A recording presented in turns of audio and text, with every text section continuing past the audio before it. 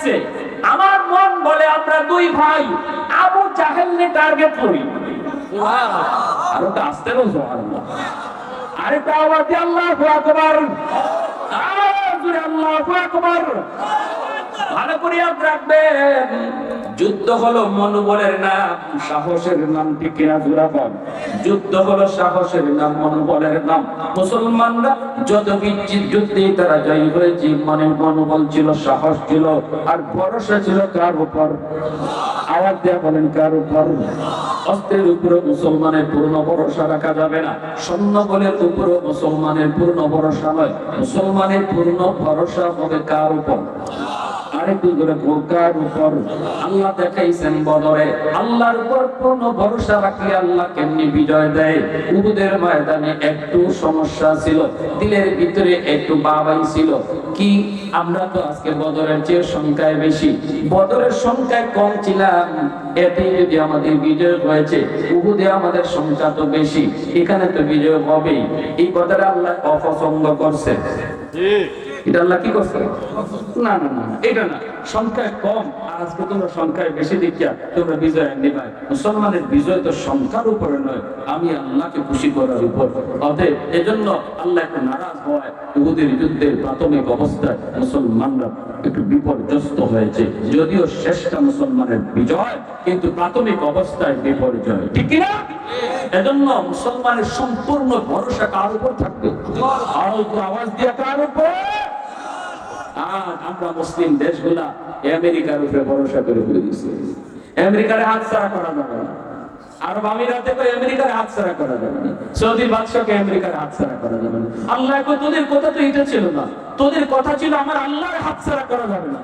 মুসলমানের কথা হওয়ার কথা ছিল আল্লাহকে হাত ছাড়া করা যাবে না। তোমাদের আজকের কথা হয়েছে আমেরিকারে নাখুশ করা যাবে না, আমেরিকারে নারাজ করা যাবে না।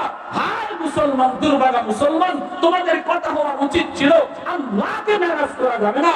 তুমি আজকে খুঁজতেছো তোমার পাশে কে আছে? আমেরিকা আসেনি, রাশিয়া আসেনি, চীন আসেনি, ভারত আসেনি, আল্লাহ নারাজ হয়ে গেছে। না রে মুসলমান, ইমানদার, তোদের এটা কথা উচিত ছিল না, তোদের কথা বলা দরকার ছিল দেখো আমার সাথে আমার আল্লাহ আছে কিনা। আমেরিকা তোমার বন্ধু নয়, রাশিয়া তোমার বন্ধু নয়, চীন তোমার বন্ধু নয়, ভারত তোমার বন্ধু নয়, কোন বেঈমান মুসলমান ইমানদারের বন্ধু নয়। সব বেঈমান, তারা ভিতরে ভিতরে এক এজেন্ডা একটাই। একদিকে ইসরায়েলে চলছে মুসলমান নিধন, আরেকদিকে ভারতে চলছে মুসলিম নিধন। একই তালে তালে শুরু হয়েছে, একই তালে তালে শুরু হয়েছে। রসুলের গোড়া সব এক জায়গায়। এজন্য বলতেছি, আজ যারা আফ্রিকারে খুশি রাখার জন্য ফিলিস্তিনের শিশুর কান্না শুনতেছ না, মনে রাখবা অচিরেই এই আমেরিকার হাতেই তুমি নাচতে নাবুদ হবে, হবে, তোমার রাস্তায় ফেলায় পিটবে। এদিন আমরা বিন্দু পরিমাণও আফসোস পর্যন্ত করবো না। এজন্য দেখা যায় দুই ভাই যেই মাত্র কইছে ভাই আমরা টার্গেট লই আবু জাহেলকে, তখন বড় ভাই কই আমি রাজি আছি। দুই ভাই রাজি হয়ে গেছে, আবু জাহেলকে টার্গেট নিয়ে নিছে। এখন আবু জাহেল কেডা ইডোই চিনে না। বুখারী শরীফ জিলদে সানি কিতাবুল মাগাজি ইমাম বুখারী রাহমাতুল্লাহি আলাইহি তিনি উল্লেখ করেছেন দুই ভাই এক ভাই নবীজির সাহাবী হযরত আব্দুর রহমান ইবনে আউফ রাদিয়াল্লাহু তাআলা আনহু কে ডাক দিয়ে কয় ইয়া আম্মি আরিনি আবা জাহেল। চাচা যান আবু জাহেল কোনটা একটু চিনাই পাইনি। আব্দুর রহমান ইবনে আউফ রাদিয়াল্লাহু তাআলা আনহু কয় বাজান তোরা আবু জাহেলকে চিন্না কি করবি? দুনো ভাই কয় চাচা আমরা দুই ভাই সিদ্ধান্ত নিয়েছি আজকে বদরের ময়দানে হয় আমাদের একদিন, নয়তো আবু জাহেলের একদিন। কে কই ওই যে দেখো গোড়ার পিঠে সওয়াব, অনেক উঁচা লম্বা একটা বডি, পা যেন মাটিতে লাইগে যাইতেছে, বড় বড় হাউক দিতেছে, বড় বড় চিৎকার দিতেছে, ওর নামই আবু জাহেল। শুধুমাত্র চিনছে, চিহ্নে দুই ভাই টার্গেট নিয়ে নিছে। আমরা ছোট মানুষ, সহজে কেউ দেখবে না, সহজে কেউ টেরও পাবে না। গোড়া ট্যাঙ্গের ভাগে ভাগে আমরা আবু জাহেলের কাছে যাইমুগা, হাতের মধ্যে খেজুরের ডাল লইয়া দুনো ভাই চুপি চুপি আবু জাহেলের গোড়ার সামনে আইছে। আইসে এক পায়ে হাতের খেজুরের ডাল দিয়া আবু জাহেলের গোড়ার পায়ের মধ্যে আল্লাহু আকবার কইয়া মারছে। ছোট মানুষ আবু জাহেলে লাগাল পায়রা মারছে গোড়ার পাও। আল্লাহ পাক তলোয়ার বানায়া দিয়েছে, মুহূর্তের ভিতরে গোড়ার পা কেটে গেছে, গোড়া থেকে আবু জাহেল মাটিতে পড়ে গেছে। আরেক পায়ের হাতে ছিল খেজুরের ডাল, সেও ওই খেজুরের ডাল দিয়া আবু জাহেলের বুকের মধ্যে বসাইছে। আল্লাহু আকবার কইয়া বসাইতে দেরি খেজুরের ডালকে আল্লাহ পাক তলোয়ার বানাইতে দেরি হলো না। ওই ক্ষমতা আল্লাহর আছে না নাই? আল্লাহ পাক যদি খুশি থাকে যুবক, খেজুরের ডালকে আল্লাহ তলোয়ার বানায় দিবে। আল্লাহ যদি তোমার উপর খুশি থাকে, আমেরিকার পারমাণবিক বোমা, আল্লাহ যদি তোমার আমার উপর খুশি থাকে, আমি পাথরের টাকা নিয়ে ঢিল দিব। আমেরিকার অ্যাটম বোমার বিপরীতে আল্লাহ আমার পাথরের টুকরারে ফাটাইয়া দিব। ঠিক না? আবাবিলের মুখ থেকে যে ছোট ছোট পাথর মারছিল, এরকম ছোট ছোট পাথর দিয়া মানুষ মারে কেমনে? টুটের মধ্যে ছোট্ট পাথরের কোনা আর ফার দুই ফার মধ্যে এই কি দিয়ে নখ দিয়ে ছোট ছোট দুইটা কোনা বের হয়েছে, মুখে একটা আর দুই পাও দুইটা, তিনটে বোমা লইয়া আইছে। আমরা দেখতেছি পাথর, কিন্তু আল্লাহ জানে এটা একদম বোম। ঠিক না? এই ছোট পাথর আল্লাহ বোমা বানাই দিয়েছে।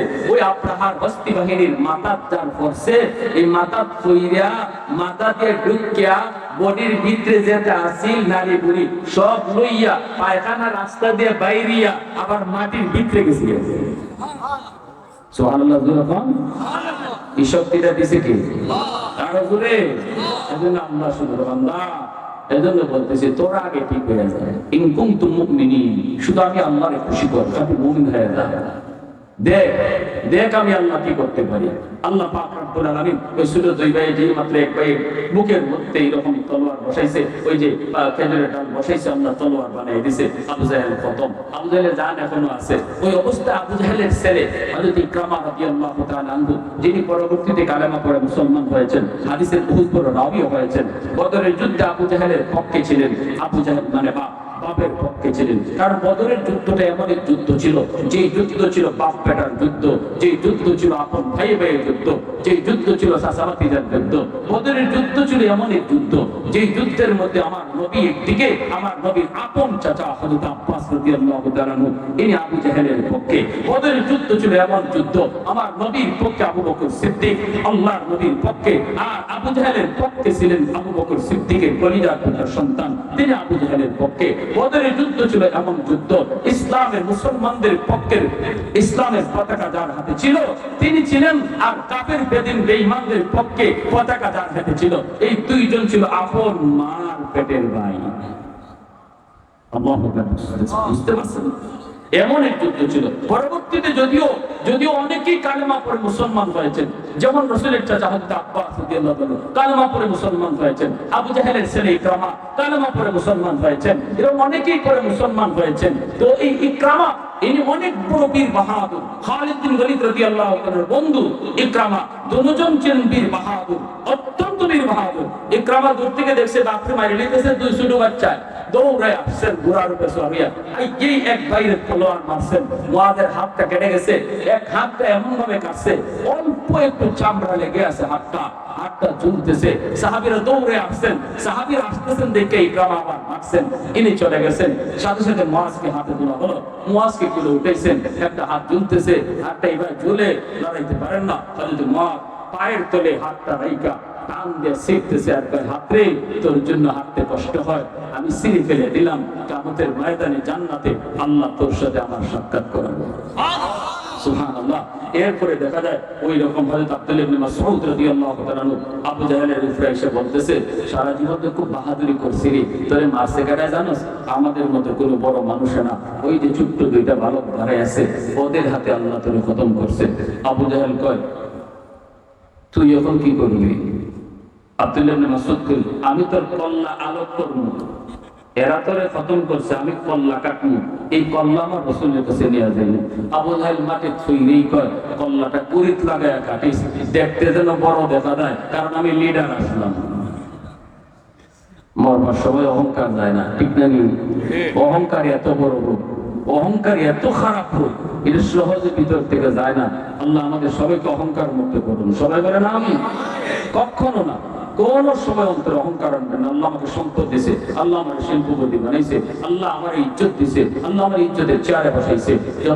যখনই আপনার ভিতরে অহংকার আসবে যে আমি হইছি, আমি আইছি, আমি কেন উঠছি, তখনই আল্লাহ তোমার নামাইতে বেশি দেরি লাগবে না। ঠিক না? মান তাওয়াদা লিল্লাহ রাফাহুল্লাহ। আর যদি বলে না আমার আল্লাহ আমারে তুলছে, আল্লাহ আমারে নামাইও দিতে পারে, আল্লাহ তোমার দিন দিন খালি উপরেই তুলবে।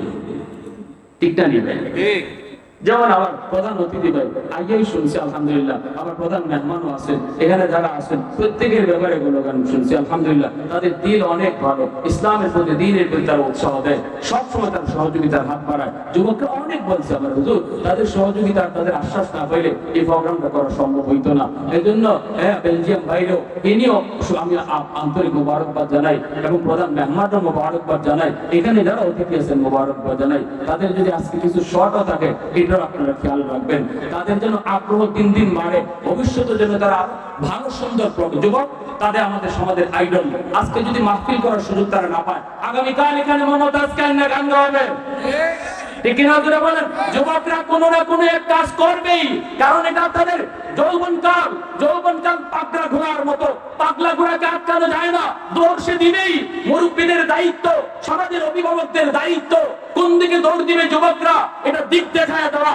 যদি আমরা এই দিক দেখানোর ক্ষেত্রে নিরবতা পালন করি, তাহলে তারা ভুল রাস্তায় দৌড় দিবে, তারা গানের দিকে দৌড় দিবে।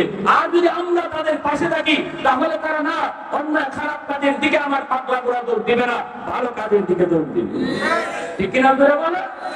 এজন্য যেই সমাজের যুবকরা গান বাজনা করা, এই সমাজের যুবকরা খালি দায়ী না, এই সমাজের মুরব্বীরা আল্লাহর কাছে সবার আগে দায়ী থাকে। এই সমাজের গার্ডিয়ান মেম্বার চেয়ারম্যানরা এরকম ভাবে সমাজপতিরা তারা আল্লাহর কাছে সবার আগে দায়ী থাকবে। রব্বানা আতিন দিফাইনি মিনাল আযাব ওয়াল আনহুম লানান কাবীরা। আল্লাহ কেন এরা আমাকে ভালো পথে ডাকে নাই, আল্লাহ আমাকে কেন কাজে সাপোর্ট করে নাই। আমার বাপরে রাখো, আমার দাদারে রাখো, আমার চাচারে রাখো, আমার মেম্বারে রাখো, আমার চেয়ারম্যানকে রাখো। আমি তো যুবক, আমার তো দৌড় দেওয়ারই অভ্যাস, আমি দৌড় দিয়েছি, কিন্তু ওরা কোন দিকে দৌড় দিব ওরা আমাকে বললো না কেন। এই কথাটা যুবকরা আল্লাহর কাছে নালিশ দিবে। এজন্য যুবকদেরকে ভালো কাজে রাখা এটা সমাজের মুরব্বীদের দায়িত্ব। আগামী বছর যুবকরা আরো সুন্দর প্রোগ্রাম করতো, সিদ্দিকী সাহেব রান্না করতো। কারা কারা চাই একটু হাত তুলে আল্লাহরে দেখান। আল্লাহ তুমি কবুল করো, জোরে বলেন আমিন, আরো জোরে বলেন আমিন। এই